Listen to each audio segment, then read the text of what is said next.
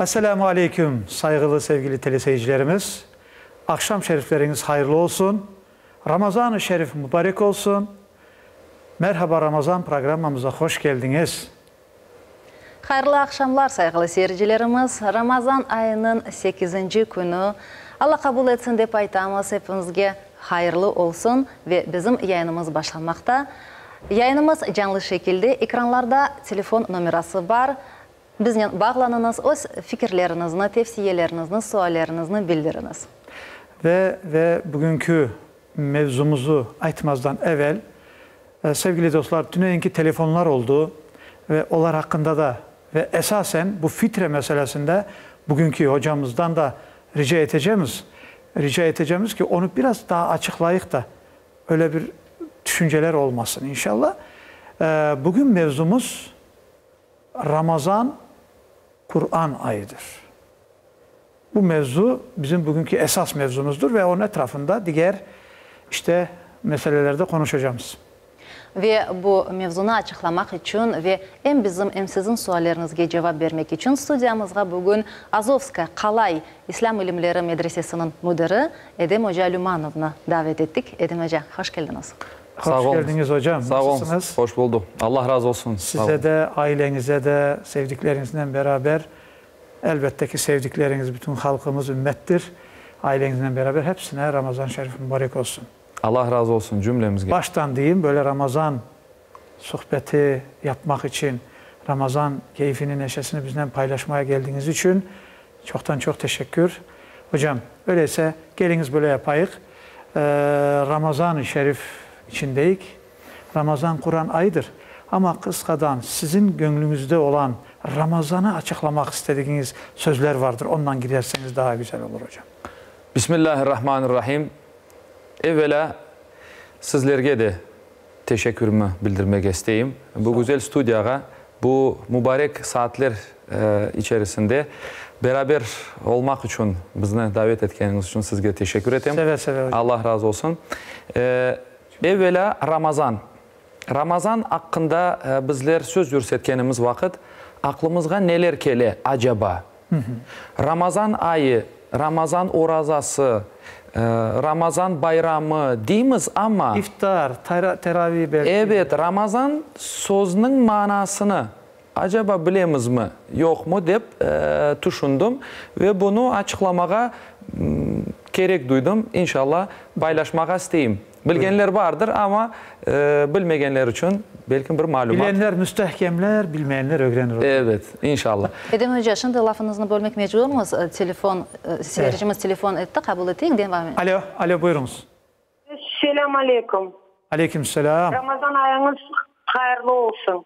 Cümlemize sağ olun. Nuridin demin sizge bir ricam var edi. O günü 1-2 gün evvel siz bir dua okugan ediniz. Aha. Mülkün asasını hocamızga bir sual Kunzul Arş duası, naz dua neden o duanı evi men rica edecek edim bizim halka hep telefonla net versinler. Men şimdi sizge birinci olur zannettim çünkü zvanitenin çaresi yok. Vaktini çok alma. Rica etsem çok vakit almazsınlar. Biz çokmuz. Hepimiz zvanit etmeye geldiğimiz. Sağ olunuz. Allah razı olsun.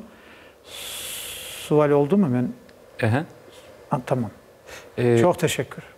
Kenzul Arş duası nasıl bir dua? Elbette bizim halkımızın içerisinde yaygın olan bir dua. Yanlış hatırlamay olsam Hazreti Ali'nin öğretken bir duasıdır. Kenz demektir hazine. Arş'ın hazinesi demektir. Demek büyük bir duadır. Bizim neneler, kadınlarımız daha çok bu duanı okup geçmişlerin ruhuna bağışlayırlar. Demek sevabını inşallah Allah'tan bekleyip okuylar.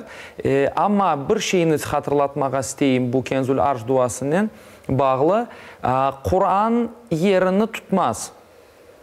Kenzul Arş'tır ama Kur'an okup da bağışlagan gibi Kenzul Arş'ını okup bağışlamak aynı derecede değildir.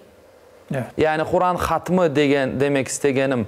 İşte onu biraz araştıralar. İşte bilmeyeyim evvelden böyle bir kelip yetken konumuzga. Demek bu dua faziletli bir duadır. Eğer acet için okulur. Allah aceti olganlarga inşallah onların acetine karşılık verecektir. Bu dua sayesinde. Amin. Amin Evet. hocam. Allah razı olsun. Çok güzel cevap verdiniz. Şimdi sevgili teleseyircilerimizin dikkatine diyeyim. Hanımefendi şimdi boşuna öyle demedi. Telefon etkende birden böyle hazır telefon ettiniz. Televizyonun sesini kısınız. Kapattığınızda telefondan dinleyiniz bizi. Ve biz sizinle eşlik dedik mi giriniz meseleye, laf ettiniz. Alo'ya çok vakit gitti. Onun için vakitlerimiz biz hocalarımızdan daha çok faydalanayıq siz için. Çok teşekkürler. Buyurunuz. Mevzumuzga eğer qaytacak olur isek, Ramazan deyimiz de Ramazan ne olganı bilemiz mi deb. Aslında Ramazan sözünün manası, sözlük manası yakmak demektir. Yakmak. Yakmak demektir. Yakıcı. Mesela güneşin şiddetli, aşırı demek yakıcılığı demektir. Öyle mi? Evet. Şimdi acaba böyle bir şey bir de birimiz düşündük mü? Bu oraza aynen tutkan orazamızla ne kadar bağlı İşte o deyip düşündük mü bunu? Şimdi yakmak, yakıcılık böyle bir şeyini yakkan, pişirgen bir derece, aşırı bir şiddetli bir derece demek. Ramad işte evvela eskiden kademi zamanlarda hicri aylarının adları konulganı vakit şu mevsimnin adını ne koyayık veya şu ayının adını ne koyayık degenlerinde tam da sıcak, çille degenimiz evet. Şu vakitlarga rast kelgen. Birinci bundan kaynaklanan ramad yakıcı, böyle şiddetli, aşırı bir sıcaklık demektir. İkinciden Ramazan yaka, neni yaka. Onun için de Ramadan da değiller. İşte ben onu şunu demek isteyeyim. Evet, o Arapça bir söz olganı için aslı Ramadan. Ramad. Ama Türkiye milletlerde Ramazan deyip telaffuz etile. Onun için biz Ramazan deyimiz. İşte devam etimiz. Mesela Ramazan yakıcılık bir sıfatı var. Yakkan bir şeyi var. Neni yakar Ramazan? İşte isyanları ve günahları yakar. Peygamber Efendimiz Muhammed sallallahu aleyhi ve sellem buyuruyor ki kim Ramazan ayında oraza tutar ise ve onun sevabını Allah'tan beklep işte bu şekilde tutar ise keçken günahları bağışlanır dey. Bağışlanır degeni işte bu ramat yani yakar, siler, süpürür, yok eder dey. Hocam telefonumuz varmış gene alayık. Buyurunuz alo. Assalamu alaikum. Ve aleykümselam. Hoş geldiniz. Akşam şerif hayırlı olsun. Her vaktiniz hayırlı olsun. Buyurunuz. Akşam şerif hayırlı olsun. Mende bir tane sual var sizge. Ben adım Remzi. Benim bir sualim var. Buyurunuz. Ukrayna olganda oraza degen post degen ne Rusça arayıp çıkaraydı broşurkalar.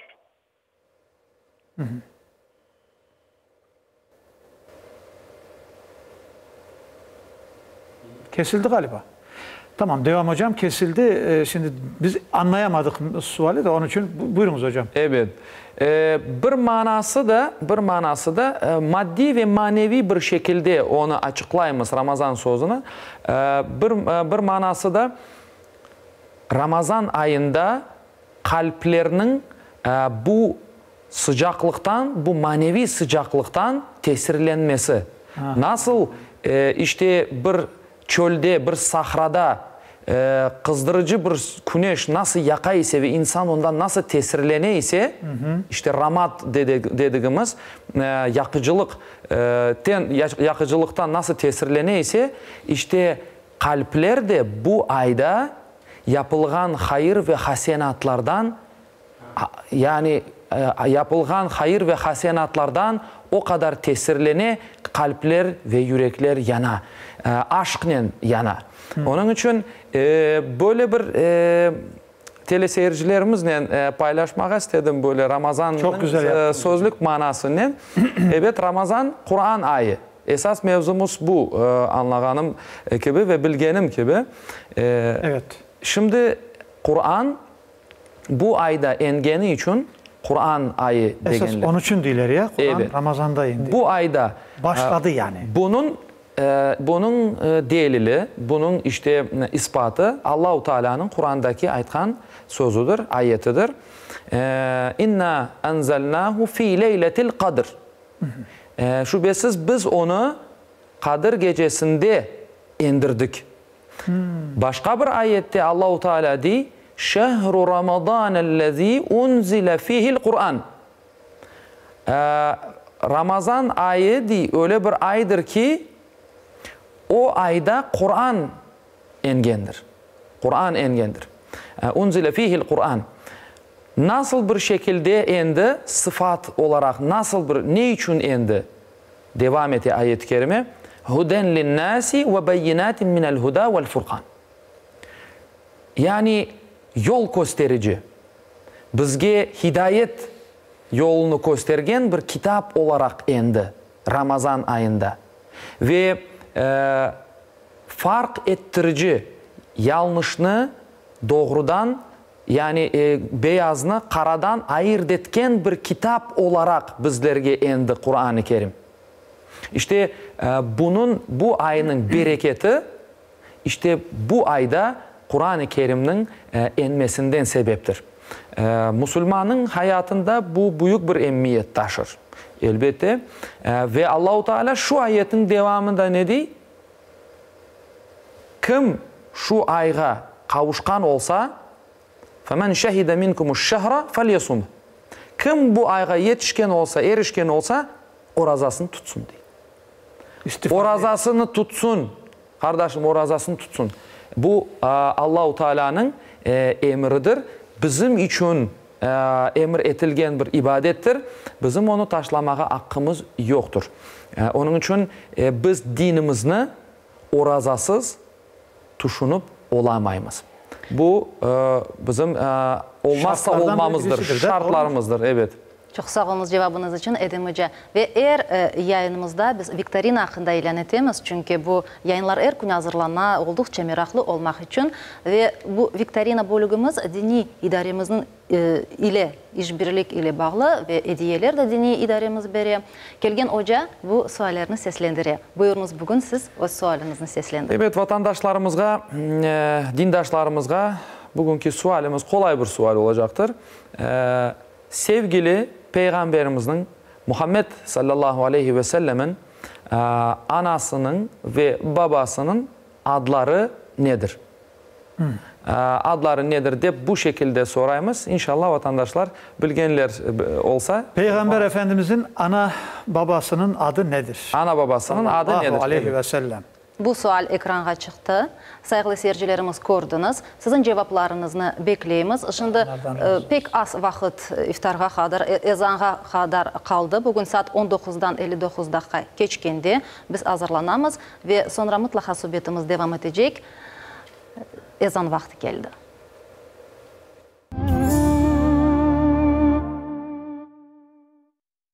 Allahu Ekber, Allahu Ekber. Allahu Ekber, Allahu Ekber. Eşhedü en la ilahe illallah.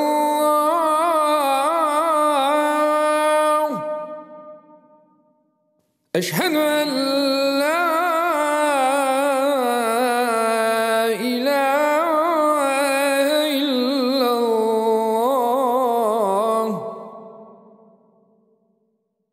Eşhedü enne Muhammeden Resulullah.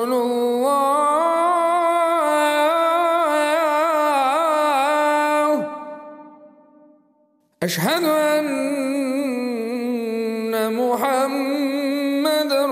Resulullah.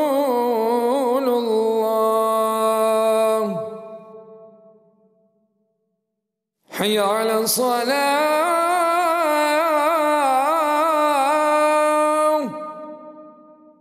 حي على الصلاة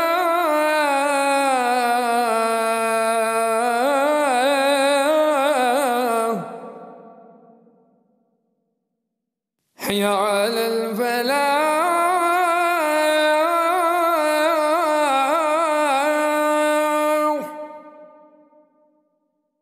حي على الفلاح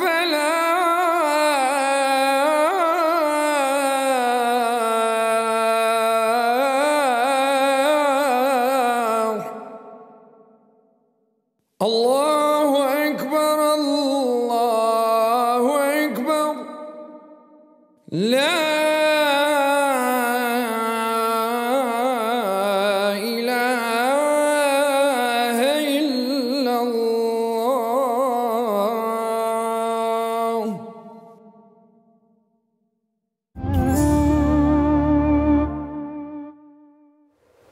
Hocam buyurunuz.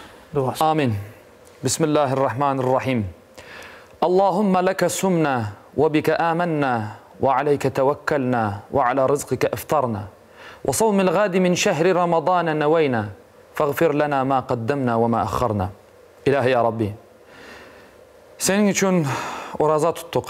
Sana inandık. Sana işandık. Senin vergen rızkın ile orazamızı açamız. Keçken ve gelecek günahlarımızı afu ve mağfiret eyle. Amin. Subhane rabbike rabbil izzeti amma yasifun ve selamun alel murselin velhamdülillahi rabbil alemin. Amin. Allah kabul etsin. Allah İnşallah. razı olsun hocam. Allah kabul etsin. Sevgili dostlar, burada da Aytmaz'dan geç almayacağım. Ramazan devamında her akşam bize ezan sesi, Edem hocamızın sesi, onun okumasıdır. Allah yüreğine, sesine sağlık versin, kendine. Çok güzel hocam. Sesinize sağlık. Allah razı olsun. Bir de canlı Teşekkür ederim. okutabilirdik ama zaten ederim. o sizin sesiniz olduğu için Allah razı olsun. Sağ olun, sağ olun. cümlemizden. Yayınımız devam etti saygılı seyircilerimiz ve telefon bağımız var. Alo.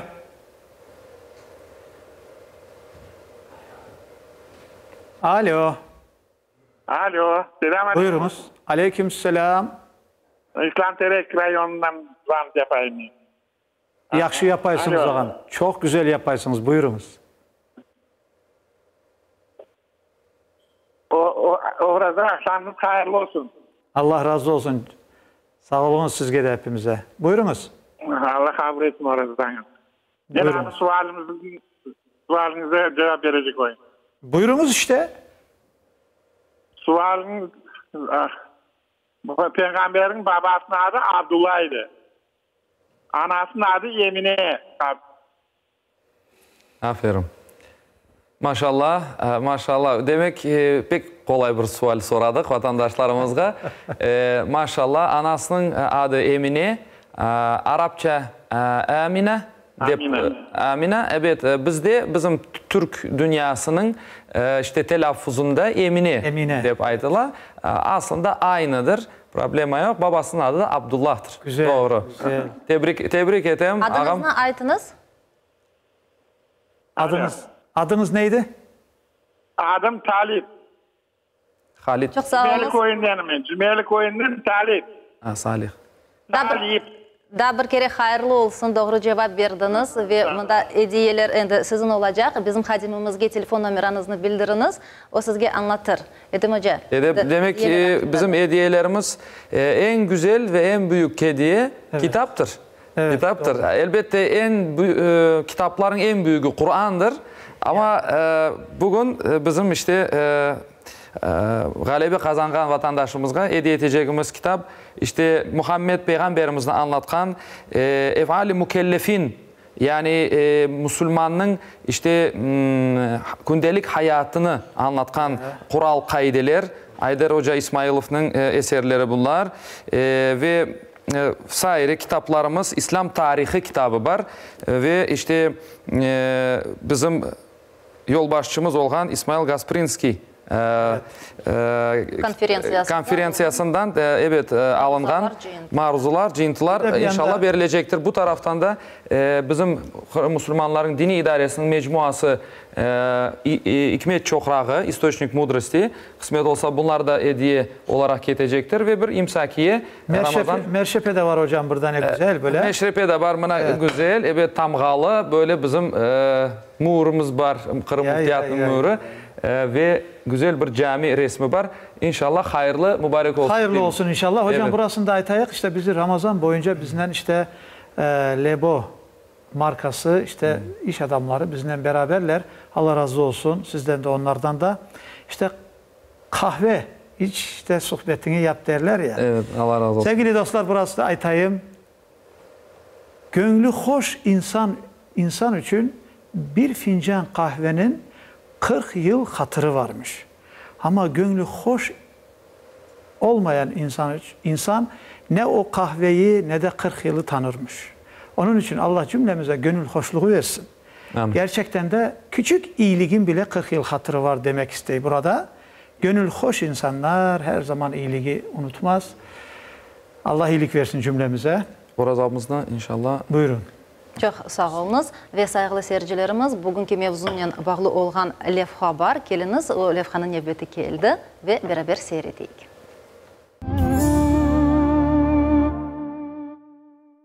Ramazan ayı Kur'an ayı dep aytalar. Peygamberimiz Hazreti Muhammed'e sallallahu aleyhi ve sellem o 40 yaşındayken tamam Ramazan ayında mukaddes Kur'an-ı Kerim'nin birinci ayetlerini enmeye başladı. Kur'an'ı okumak, ezberlemek pek faziletlidir. Okumakın fazileti hakkında Peygamberimizin sözleri şudur. İçinizden en hayırlınız Kur'an'ı öğrengen ve öğretkendir. Kim Allah'ın kitabı Kur'an'dan bir arif okusa, onun için bir sevap var. Sevabının karşılığı da 10 kat verilecek. Hususan Ramazan ayı devamında bu güzel ibadetini yerine getirmek pek faziletlidir. Kur'an'ı tek okumak değil, dinlemeye de sevaplıdır. Kim Allah'ın kitabı Kur'an'dan bir ayet dinlese, ona kat kat sevap verilir. Kim de Allah'ın kitabından bir ayet okusa, kıyamet günü ona nur olur. Kur'an'ı okuyan Müslüman için kıyamet günü okuyanlarga şefaat edecek. Ayrıca Kur'an-ı Kerim'ni okumak ve ona göre amel etmek kıyamet günü yalnız okuyan kimse için değil de onun ana ve babasına bile sevap yazılır ve onların başlarına öyle bir taç giydirilir ki onun aydınlığı dünyada evlerge urgan güneş ışığından daha da yarıktır.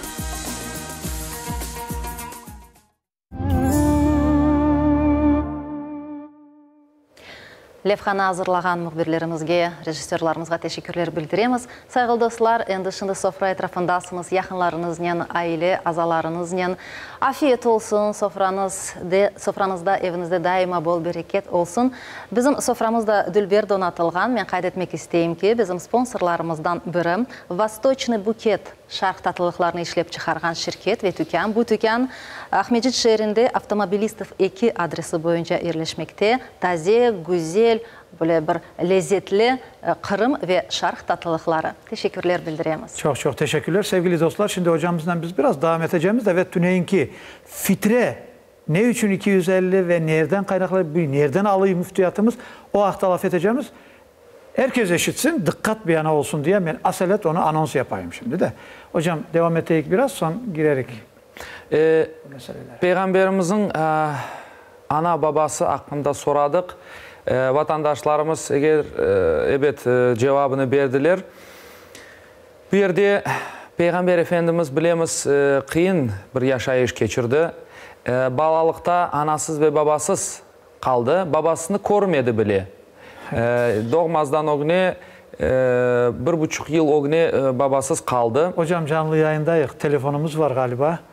Özür dilerim. Alo. Alo, selamun aleyküm ve rahmetullahi ve berekatuhu. Aleyküm selam ve rahmetullahi ve berekatuhu. Buyurunuz. Men Danir Sak rayonundan telefon edemen bu qalay meselesin talebesi. Buyurunuz. Mümkün bolsa mende Edem hocasıga bir sual bar edi. Mümkün. Buyurun. Mesela kişi sıcak yerde bir çalışsa mesela hayvan bakası, çabanlık yapar. Ona ola tutma bola mı ya da perinistim olsa orazasını son yapma, kaza yapma.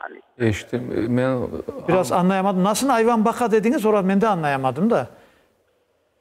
Çölde hayvancılığı çobanlık yapar. Çölde hayvan bakayken o oraza tutması Çoban gerek mi? Evet, çoban yani bildiğimiz çoban. Oraza tutması gerek mi diye. Doğru anladık mı? Evet doğru. Çok sağ olunuz. evet. Çoban oraza tutmaz degen bir kaide yoktur. Evet. Çoban çobanlığını yapar ama Allah'ın ibadetini yerine getirir. Elbette kun devamında çoban işte koylarını, mallarını otlatkan işte otlak yerler aşırı sıcaktan sebep çobanlar bilemiz bir terekçikin tibinde oturup tayakçığını koyup suyunu içerler ama oraza vaktinde serinlikte oturabilirler ve tutmamazlık yapmamak gerekler. Biraz şakada yapayım. Evet. Eğer iftara eve yetiş almasa hazır koyunlar var. Koyunlar mümkün, evet. Aynen bir kurban soyup. Evet. Allah bereket versin. Elbette, elbette. Evet. Çok sağ olunuz. Allah razı olsun. Hocam buyurun. Evet, Peygamberimiz hakkında dedik.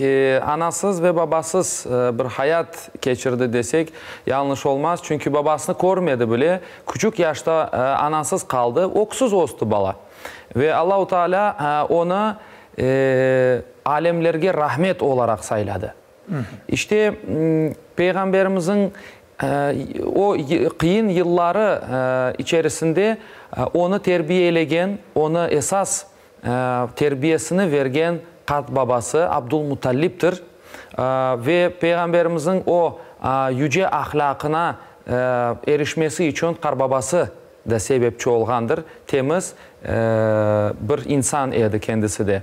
Hocam öyleyse burada geliniz, ben yeri gelmişken sorayım da. Biz bu geçen programlarda da ne vakit inmeye, işte nasıl inmeye, Kur'an nasıl indi. Şimdi onu şey yapamız ya. Evet. Hocam, bu bizim şimdi, esas mevzumuz. Biz farklı suallerden sebep esas mevzumuzdan çetleşemiz. Evet. Ama şimdi hocam biraz rica edeceğim burasını da son mevzuya geçeyim. Yani Kur'an-ı Kerim Allah'ın kelamıdır. Evet. Ve 23 yıl devamında indi. Onu geçtik geçen şeyde. Ama şimdi Peygamber Efendimizin kelamları da hadislerdir. Doğru mu? Doğrudur. Şimdi telefonumuz varmış da soracağım. Alo, buyurunuz, son devam edeceğiz. Alo, selamünaleyküm. Aleykümselam, hoş geldiniz. Mübarek olsun. Allah razı olsun, hoş geldiniz. Edem Hoca'ya teşekkürlerimi bildireyim. Sabah erken her gün Kur'an okuylar. Allah razı olsun. Ben de o Edem Hoca'man beraber Kur'an'ım Arap baraman. Beraber gerçek bakırıp okumasam da yavaştan okuyman. Şu Allah kabul etsin. Allah kabul etsin. Sonunda hatım üyde oturup hatım etsem bola mı yok mu? Ben özüm başka cüzde okuyman. Hocamın beraber bugün 7. cüzünü okuduk. Kısmet etse hocamın beraber sonuna yetkizmeye hareket edecekmin. Allah razı olsun. Sizden de, cümlemizden. Başka tilde mi? Öyle mi anladım? Hatim edebilir mi? Elbette hatim edebilirsiniz ve bu mukabele dep sayıla. Mukabele demek karşılıklı. Birisi okur, birisi dinler. Karşılıklı otursak mesela siz okursunuz, ben dinlerim, mukabele olur. Ve aptemizde mukabele ete, maşallahı var. Az insanlardan birisi herhalde böyle vatandaşlarımız Kur'an'ı takip edip hatim etken. Çok sağ olunuz hocam. Allah razı olsun. Şimdi sevgili dostlar, bana şimdiki vereceğim suali dikkatle dinleyiniz de son mevzuyu biraz devam edip son o meseleye geçeceğimiz ki o zaman tam belli olsun. Hocam şimdi Kur'an-ı Kerim Allah'ın kelamı. Ona karşı bir şey değilmez ve insan asi olur, Allah korusun. Hadisler, sünnet, Peygamber Efendimizin hayatıdır bu. Onun herhangi bir sözüne Mence öyle değildir demek nasıl olur? Mümkün mü böyle bir şey? Öyle bir şey olmaz. Çünkü şeriat koyucu. Bizim şeriatını ortaga koygan mutlak şari var. Mutlak şeriat koyucu Allah'tır ve onun peygamberidir. Peygamberimizge de Allah-u Teala şeriatının kanun kaidelerini yani demek ortaga çıkarmaga izin bergendir. Demek ki Allah'ın ve onun yollagan peygamberinin aytkan sözüne ters bir şey aytmak bu sakıncalı bir şeydir. Böyle bir şey yapmamız mümkün değil. Biz Kur'an ayı dedik. Kur'an ayında bizim Kur'an sözünün manası da okumak demektir. Evet. Onu da bilemiz inşallah. Qara'e sözünden keli demek okulgan bir kitaptır. Okunması gerek olgan bir kitaptır. Biz Kur'an'ımızı okup, kitabımızı okup, ona göre amel etmemiz gerektir. Buna göre yaşayan insan herhalde ne Allah'a ne de peygamberine karşı veya ters bir hareket veya bir söz eter. Çok şey bilmemezlikten kaynaklanıyor. Evet, o da doğrudur. Şimdilik öyleyse mevzuyu devam edeyik de son öbür şeylere geçerik hocam. Devam edin şimdi mevzuyu hocam. Evet, işte demek istegenim Kur'an ayında okunması gerek olan Kur'an. Kur'an bizim hayat rehberimizdir. Hayat rehberimizdir, yoldaşımızdır. Bizler her adımımızı Allah'ın sözünden başlayımız. Bismillah deyimiz, İhlas-ı Şerif okuyumuz, Fatiha okuyumuz. Bunlar Kur'an ayetleridir. Allah'ın sözüdür. Demek ki Ramazan ayında bizge daha böyle çok fırsat düşüyor. Kur'an'ı başından sonuna kadar hatmetmek. Çünkü ayda işte 30 ya da 29 veya 30 gün ola, işte 30 deyik bir ay devamında Kur'an'da da 30 cüz var. 30 cüzden ibaret. İşte onun için o Kur'an okumağa bilgenler var ise bol bol Kur'an okusunlar. Allah'la bir bağ kursunlar deyik. Yani Kur'an okumak Allah'la bir şekilde konuşmak. Yani Allah'ın alakadır ya. Evet, bir bağ, bir alakadır. Onun için fırsatlardan faydalanıp bu sevaplardan mahrum kalmamak gerekmez. Ve Kur'an'ı şükürler olsun sonki yıllarda okumağa ve öğrenmeye fırsatımız var. Köylerimizde, kasabalarımızda, şehirlerimizde çeşitli türlü kurslar alıp barıla. Balaçıklarımız medreselerimizde okuy. Şükürler olsun Kur'an'ımızı, dinimizni, peygamberimizni bizler öğrenemiz ve öğrenmeye imkanımız var. Elbette zamanında belki olmagandır. Vatandaşımızın çoksu belki okup olamaydır. Bilmeyim, okuyamayım deyler ama şimdiki vakitte bizge büyük bir mesuliyettir omuzumuzda. Kur'an'ı okumağa öğrenmemiz gerektir. Hocam Allah razı olsun, sağ olunuz. Telefonumuz varmış. Alo, buyurunuz. Biraz da tezleştireyik. Buyurunuz.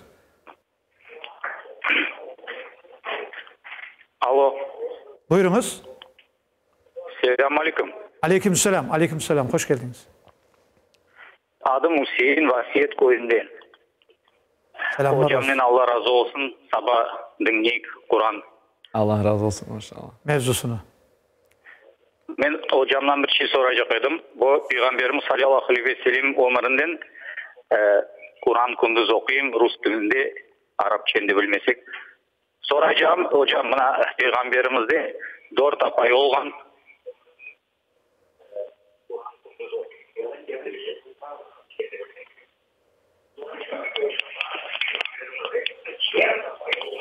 Ses joyuldu.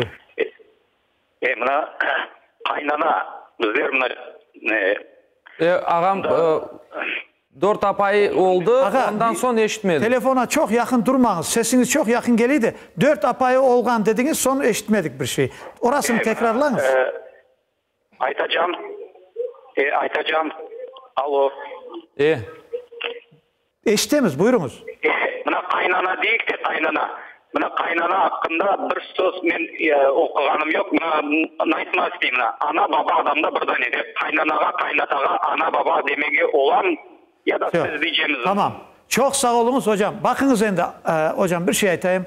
Ağalar, beyler, hanımefendiler, analar telefon etkende televizyondan biraz uzak olunuz. Sesler karışasın. Televizyondan uzak olunuz, rahat eşiteyik birbirimizi. Çok sağ olunuz. Bereket, sağlık, selametlik sizinle olsun. Buyurunuz hocam. Birinciden şunu demek isteyeyim. Peygamberlerge mahsus olgan vaziyetler var ve normal sıradan Müslümanga 4 apay alma mümkün olsa peygamberge ondan da çok mümkün edi. Peygamberimizin 4 apaydan da çok edi. 11 apay var edi. Evet, öyle bir şey var. Peygamberlerge mahsus olgan bir vaziyet bu. Tek peygamberlerge mahsustur. Onun için kaynanaga ve kaynataga ana ve baba demek mümkün mü dep soradı ağamız. Elbette ki onlar ana ve baba olarak sayıla. Çünkü nikah bizlerini birbirimizge ele al ete. Karı koca olarak bizler ele al bir şekilde yaşayımız ve mesela kaynatanın o günde mesela kelin başını açabilir normalde. Ona ele al olay. Aslında anasının babasının evindeki işte öz ağa kardeşlerin yanında açık yürüyebilir. Ama evlengenden son kaynatasının o günde de mesela açık yürüyebilir. Evladı yani. Evladı sayılır tamam. İşte ondan sebep. Onun için onlara da ana ve baba demek çok teşekkürler hocam. Doğrudur. Çok teşekkürler. Devam edeyik. İşte esas Kur'an bizim kitabımızını öğrenmek. Çünkü kıyamet gününde bizlerge denecek ki ikra kitabek.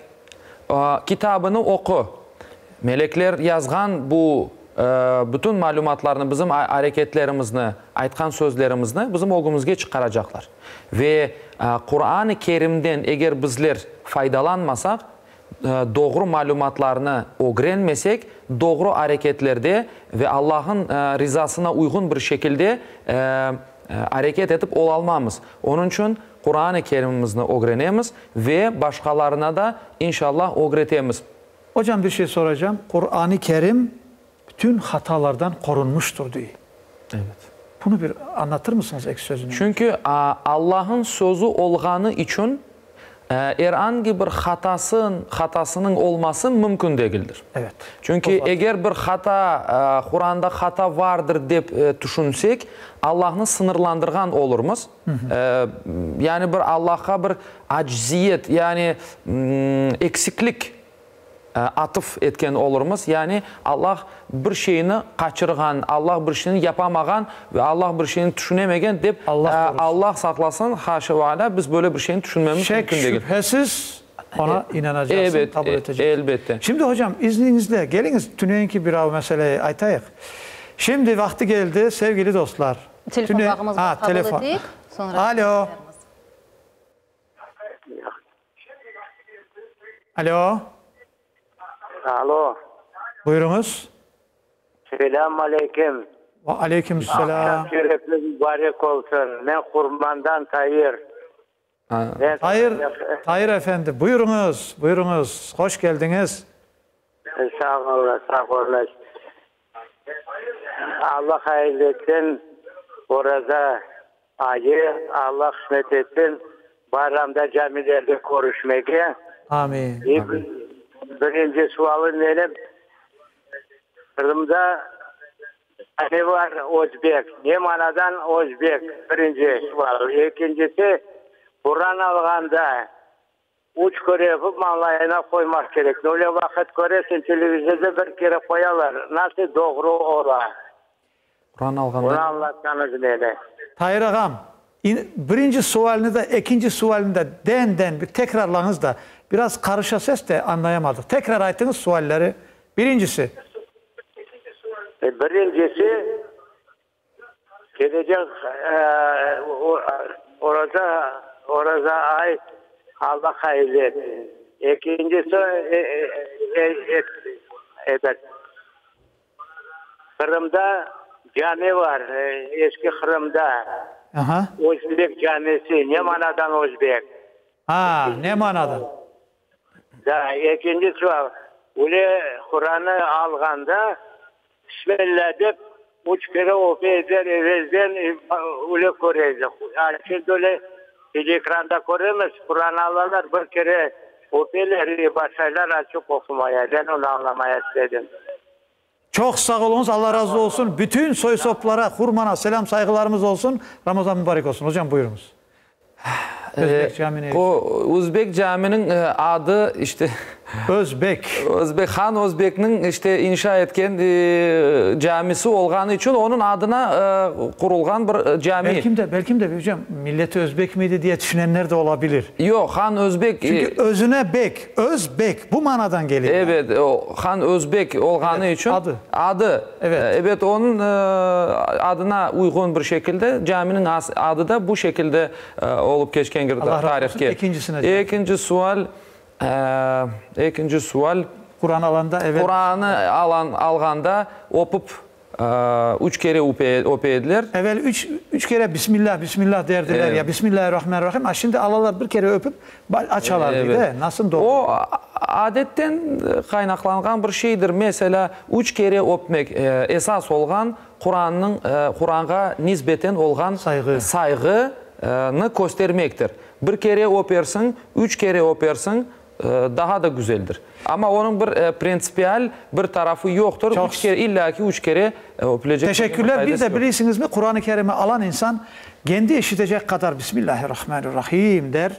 Abdestli olmuş olur. Bismillahirrahmanirrahim der almış olur. Onu biz işitmeyip kalabiliriz. Onun için o demek değildir ki o bir şey demedi. Öyle de olabilir. Doğru mu hocam? Doğrudur. Çok sağ olunuz. Allah razı olsun. Şimdi hocam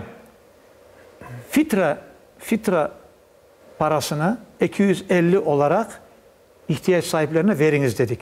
Ve kime vermeyi bilmeseniz rayonlarda, köylerde bütün müfsiyatımıza bağlı hocalar, görevli hocalarımız var. Onlara veriniz dedik. Herhangi bir sualleriniz olsa onlardan da sorunuz. Onlar her zaman hizmettedir dedik. Şimdi dün bir iki telefonlar oldu. Dediler ki ben ver almayayım 250 çokluk ete. 200 versem olmaz mı? 150 versem olmaz mı? Hocamız Leyla hocamız cevap verdi elbette ama gene sonradan koşulanlar oluyor galiba. Ki daha doğrusu böyle olmaz mı? Bu kim nasıl istese, nasıl kolay olsa öyle verse. Kime nasıl gönlünde ne kopsa öyle verse. Ama dedik ki bunun ölçüsü var dedik. Siz bu meseleyi bir tamırından bir anlatınız da bir 5 dakika içinde, 3 dakika içinde hocam. Birinciden kimin dediğidir bu? Ondan başlayık hocam. Evet. Fıtır sadakası zekat olarak kabul edilir. Zekat Allah'ın emridir. Sadaka Peygamber Efendimizin yapkan bir uygulamasıdır. Demek sadakanın ölçüsü yoktur. Ama, normal sadakanın. Evet, normal sıradan bir sadaka verecek olsan bir adamga onun bir ölçüsü yok. Gönlünden kopkanını verirsin. Evet. Demek gönülden ne kopa ise onu çıkarıp verirsin. Ama zekatın bir ölçüsü var. Zenginlik derecesi var. O dereceye kavuşkan adam belli bir ölçüde malından koparıp demek zekatını verir. Fıtır sadakası da bu şekilde onun ölçüsü var. Hadislerde onun ölçüsü belgilengendir. O zaman hocam lafımızı balla keseceğim, telefonumuzu alayık da devam edelim. Biz yarın da beraberiz inşallah. Alo. Onun ölçüsü var. Hadislerde onun ölçüsü belgilengendir. Alo. Balla keseceğim, telefonumuzu alayık da devam edelim. Biz yarın da beraberiz inşallah. Alo. Buyurunuz. Alo, selamun aleyküm. Aleykümselam, tezleştireyik. Aha, selam, akşam sesiniz hayırlı olsun. Allah razı olsun. Aha. Alo, selamun aleyküm. Hocam devam, biraz kesildi galiba da buyurunuz hocam devam. Evet. Son fitranın ölçüsü var dediniz. Fıtır sadakasının ölçüsü var. İşte zekat gibi. Zekatul fitr dep aytıla Arapçası onun. Zaten öyle. Onun için bana göre veya men öyle düşünem, ne kadar versem gönülden kopkan kadar veririm degen şey yanlıştır. Böyle bir şey mümkün değil.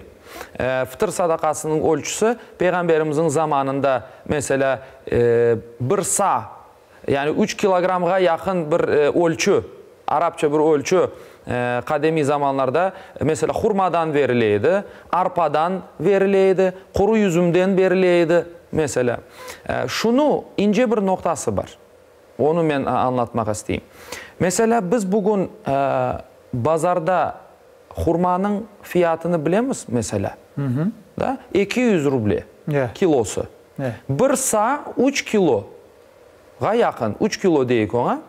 Demek ne için biz mesela hurmadan, Peygamberimiz hurmadan da bereydi fitr sadakasını? Sahabiler. Biz bugün ne için hurmadan vermeyik? Mesela 600 ruble ne için vermeyik adam başına? Ne için vermeyik? Peygamberimiz öyle yapkandır. Birinciden zenginlerge vacip olgan bir sadakadır. Zengin değil ise insan zaten onun vermesi gerek mi? Ona bir mecburiyet, onun bir zorluğu yoktur. Hatta ona verirler. Evet, yani ihtiyacı olan insanlara verilir. Ama sen özün ihtiyaç sahibi isen, demek sana fıtır sadakası vermeye gerek mi? Fıtır sadakası şükür sadakası, fıtrattan kele. Fıtır sözü fıtrat, yani yaratılış demektir. Yaratılışımızın şükürü için Allah'a verilgen bir sadakadır. Adam başı verilir ama zenginler verir. Zekat gibi. Çünkü ölçüsü var ve zekat gibi verilir. Ama bunda mesela şunu diyeyim. Biz bugün buğdaydan, ne için buğdaydan vermeyimiz deyimiz de? Ne için ondan vermeyimiz? Çünkü mesela şunu düşüneyik. Eskiden Peygamberimizin vaxtlarını düşüneyik. Sahra, sıcak, şarayet bir buğday yetişmiyor onda. Onlarda yetişken bir mahsulat, onlarda yetişken hurmadır. Bizde hurma yetişmiyor. Bizde buğday çok. Mesela o bölgeye göre daha neler yaygın ise ondan vermek gerektir. Ama muftiyatımız ve din işlerimiz nasıl karar alamız bizler? Bütün bu mahsulatların bir araya getirip onlardan fiyatın ortalamasını şimdi alıp gidişata da uygununu gidişatına uygun olup bir miktar çıkarıla ve insanlara yardım mahiyetinde verili. Esas mana, esas maksat insana yardım etmektir, gösteriş yapmak demek değildir. Evet, ihtiyaç sahibi. Yani ben 50 ruble vereceğim ama o fıtır sadakası olarak kabul edilmez. Evet. O sıradan bir sadaka olarak kabul edilir. Ama sen eğer fıtır sadakasını verecek olsan, muftiyatının çıkargan kararının 250 ruble miktarında adam başına vereceksin ve o zaman fıtır sadakası olacak. Çok teşekkürler hocam. Sevgili dostlar, anlaşıldı ya. İmkanı onların ağzından konuşmayın. İmkanımız yoksa, bize kıyınsa biz normal sadaka vereyik. İşte belli oldu. Ve ben düşünüm böyle sayam, ya ben bana öyle gele ki böyle daha adaletli olur, spravedliv olur diyen sözlerin yeri yok burada. Şimdi sevgili dostlar, biz gene bir teşekkürümüzü geciktirmeyik, unutmayık. Olmadı derdime bir çare di hocam. Doldur fincanı. Doldur fincanı, içeyim bir kahve. Doldur fincanı, belki olur bir çare di de son. İşte biz de bunu biraz çevirdik bu tarafa. İşte sevgili dostlar, Lebo markasına, bu bizim iş adamlarına, bizim sponsorlarımıza çoktan çok teşekkürler. Bizim sohbetimizde bizimle beraber oldukları için, Ramazan'da bizlerle beraber olduğu için çok sağ olunuz. Her vakit cezveleriniz kaynasın inşallah. Yayınımız devam etmekte ve şimdi Nevbet Ekilevxan'ın vakti geldi. Geliniz beraber seyreteyik din tavsiyeleri.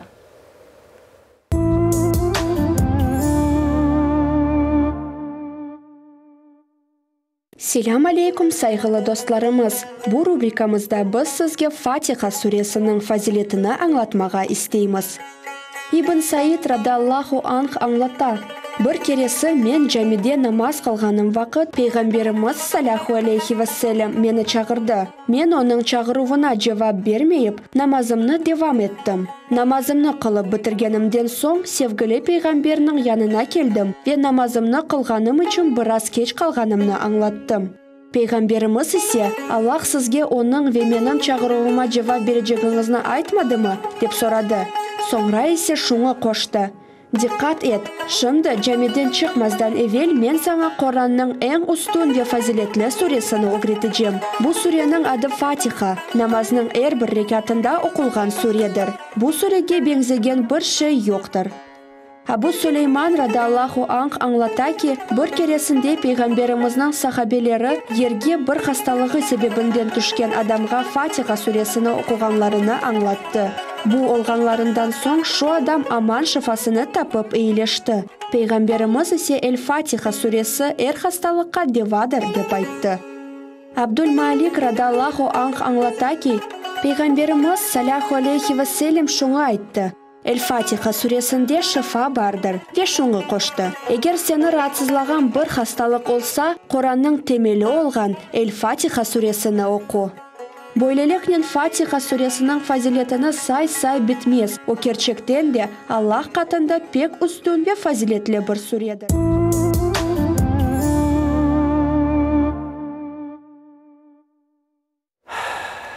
Çok sağ olunuz. Bizim muhbirlerimiz, rejissörlerimiz çalıştılar, bu levhanı hazırladılar. Endi ben de Nureddin Bey gibi demek bizim sponsorlarımızdan biri Vostochny Buket adlı şirketke tükanga teşekkür bildirmek isteyim. Hem opt, hem böyle dane almak mümkün olan lezzetli tatlı böyle şarkı tatlılıklar ve bu tükkan Ahmet şehrindeki Avtomobilistov 2 adresi boyunca yerleşmekte. Vostochny Buket tükkanına barınız. Onlara teşekkürler bildiremiz. Bizge destek olallar bu ay devamında. Sağ olunuz. Sevgili dostlar, şimdi burada ben hocamı şimdi biraz acıyım doğrusu. Çünkü telefonlar hepsi olması gerek. Ama biz daha çok bir şeyler alayık değil. Ama hocamızla yarın da beraberiz inşallah. Biz devam edeceğimiz hocam ve öbür diğer mevzuya geçeceğimiz. Ne kadar yetiştirsek. Şimdi hocam bizim vaktimiz yavaş yavaş geliyor. Daha ders de var, Kur'an dersi. Mevzuyu devam ettiniz hocam. İşte sadakadan maksat yardım etmek. Arada fikriniz bölünüyor ama hocam. Evet. Neyse devam edemiz inşallah. Bizler yardım kolunu uzatkanımız vakit onun manasına uygun bir şekilde olsun. Yani eğer fıtır sadakası vere olsak dindaşımızga, kıyın vaziyette olgan dindaşımızga o da bayramlık hazırlansın. O da bir barsın, sofrasına bir alacaksa et alsın, bir şeyler kavursun, işte bir konfet alsın ve işte sofrasını donatsın deyip bir şeyler vermek gerekmiz. Alı vaziyeti kıyın. Ama bizler 50 kumuş vermekten adamın belki canını da ağırtabiliriz. 50 kumuşke şimdi bir şeyler mesela alınmaz. 150 olsun. Mesela. Yok ama şimdi bu işin öbür tarafı. Birinciden ayttık ki muftiyatın çıkargan kararı, fetvası bu yılga 250 kumuştur. Bunun bu tartışılmaz.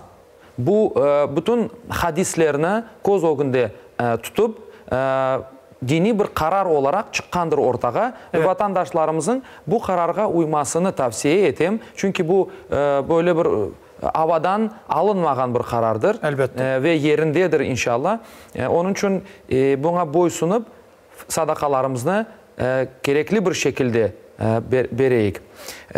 Ve işte insanlar ucuzga kaçmağa mı tırışa acaba? Yok hayır hocam. Onlar vermek istiyor ama kıyın. Ama vermek düşündükleri gene güzeldir. Ama eğer işte gene de o zaman kaytarıp aytayık. Eğer kıyın ise demek ki sana fitr sadakası vermesi işte tuşmay. Sen hocam, onu vermek mecbur değilsin. Çünkü fitr sadakası zekat gibidir ve zekatı da zenginler verir. Fitr sadakası da aynı şey. Allah razı olsun hocam. Cevabınız çok güzel temelli oldu. Şimdi yetiştirdiğimiz kadar. En hayırlınız kimlerdir diye biz için? En hayırlınız evet Peygamberimizin çok defa böyle bir cümleler kullanıp Kur'an'ı okup Kur'an'ı başkalarına öğretken degen sözleri vardır. Esas mevzumuz da bu edi herhalde. Devamda olacak hocam. Elbette Kur'an ayı Kur'an'ı okup başkalarına öğretemiz. Bizler de şimdi fırsatlardan faydalanıp ben şunu da aytkan olayım. Bizim medreselerimiz Kalay Medresesi çalışa. Elhamdülillah. Talebelerimizni bizler bekleyimiz. İnşallah medresemizde. Hocam şimdi Allah razı olsun aynı yerden devam edeceğimiz yarın. Ama şimdi bizim dersimiz... Bizim dersimiz var. Siz ayttınız Kur'an okumak, öğrenmek dersleri her gün yayınlarımızda da geçirilmekte. O da mevzumuz. Hoca Seyit Mehmetova alıp bara bu derslerini ve şimdi bu dersin vakti. Hocam o da mevzumuz işte. Buyurunuz.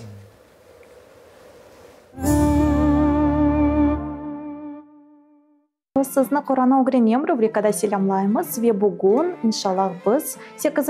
ders çerçevesinde bizim sonuncu harflerini geçeceğimiz. Vav harfi şöyle bir şekilde yazılan. Vav harfi kelimenin başında gene de böyle bir şekilde yazılan.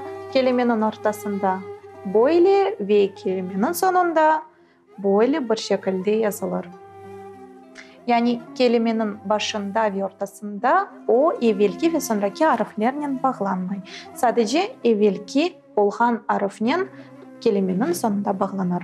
Bizim nefbetteki harfimiz H harfidir. Pek yumuşak bir şekilde aytılır ve nefesimizin biri böyle H harfini aytamız. H harfi böyle bir şekilde yazıla. H harfi kelimenin başında böyle bir şekilde yazılır. Ve evvel sonraki harflerle bağlanır. Kelimenin ortasında biraz farklı yazılır. Böyle. Yani evvelki harflerle ve sonraki harflerle bağlanır.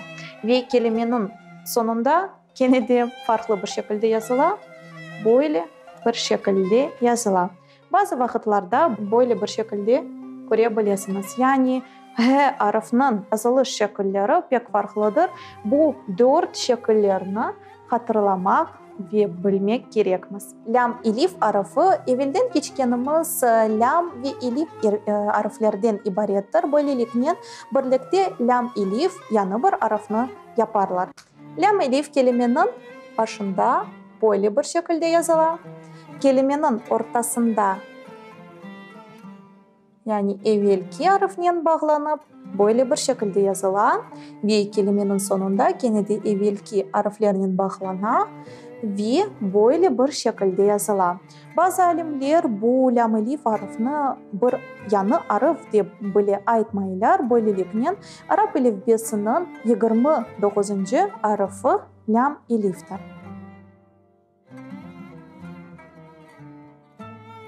Ve bizim sonuncu harfimiz Y harfidir. Geliniz onu da öğreneyik.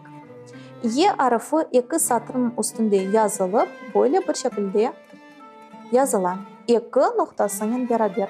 Bazı vakitlarda siz bu iki noktacıkını da görmeyebilirsiniz. Onun için bu harf bazı vakitlarda noktasının beraber, bazı vakitlarda noktasız yazılır. Y harfi kelimenin başında başka bir şekilde yazıla, kelime sonunda öğreneyik. Yani böyle bir şekilde yazıla, nefbetteki harflerle bağlana ve elbette ki aslında iki noktası mevcut. Kelimenin ortasında böyle bir şekilde yazıla, gene de iki noktasının beraber ve kelimenin sonunda böyle bir şekilde yazıla. Yani evvelden olğanı gibi böyle bir şekilde yazıla. Bazı vakitlarda da onun aslında böyle iki noktacığını da görebilirsiniz. Böylelikle sevgili teleseyircilerimiz, biz sizden mübarek Ramazan ayı arifesinde böyle güzel bir işini bitirdik. Yüce Rabbimiz sizden razı olsun ve bu güzel işimizde yar ve yardımcı olsun. Ve sonunda sevgili teleseyircilerimiz, sevgili Peygamberimizin bir hadisini hatırlatmak isterdim ki, Peygamberimiz ayta ki, ey Müslümanlar, öz evlerinizni bir mezarga çevirmeniz. Kur'an-ı Kerimni okuganda bu evinizde melekler toplanır ve eviniz canlanır. Yüce Rabbimiz bu güzel bir işini yapmağa yardımcı olsun. Biz ise sizge Ramazan ayının hayırlayımız. Yüce Rabbimiz hepimizge yardımcı olsun. Görüşkence.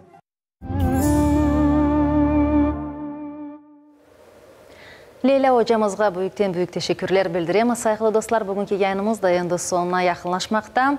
Biz sizinle şimdi salıklaşacağımız ve hocamızın dilekleri.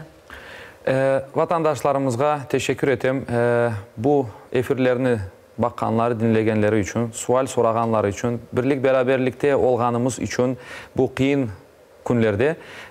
Ama şunu da demek isteyeyim, bizim ortaklaşa millet olarak ayakta kalabilmemiz için insan yetiştirmemiz gerektir. İnsan terbiyeli, dinini bilgen, peygamberini, Allah'ını, peygamberini bilgen insan yetiştirmek gerekmez. Kur'an'ı okumağa bilgen insan yetiştirmek gerekmez. Ve geliniz okuv yurtlarına, okuv ocaklarına evlatlarınızı yollanız ve inşallah hayırlı bir nesil yetiştireyik de o ana toprağımızda hayırlı, bereketli ömürler geçireyik inşallah. Hocam yarın da beraberiz sevgili dostlar. Sizlerle sağlıklaşan ve o dua meselesi vardı ya. Ya Rabbi her şeyin hayırlısını nasip eyle bana. Hakkımda her şeyin hayırlısını nasip eyle. Hakkıma düşkenden de gönlümünü razı eyle. Yani evveli hayırlısını isteysiniz ve ne nasip olsa ondan da gönlünüzün razı olmasını isteysiniz. İşte budur. Güzel bir duadır. Herkes bu duayı yapsın. Sağlıkla, selametliğine kalınız. Albat'tan telefon açan tüneyin adam vardı. Albat'tan telefon açan. Onu da tam yanlış, doğru anlamadık. Onu da yarın kısmet olsa aytarık. Onu da inşallah. Sağlıkla kalın deyik. Ricamız budur. Her vakit evlatlarınızla beraber, sevdiklerinizle beraber bu güzel sohbetleri, hocamızın yarın sohbetini tamını alacağımız inşallah. Nasiplensinler evlatlarımız ki faydası olsun. Doğru mu hocam? Doğrudur. Allah'a emanet olunuz. Çok sağ olunuz, var olunuz.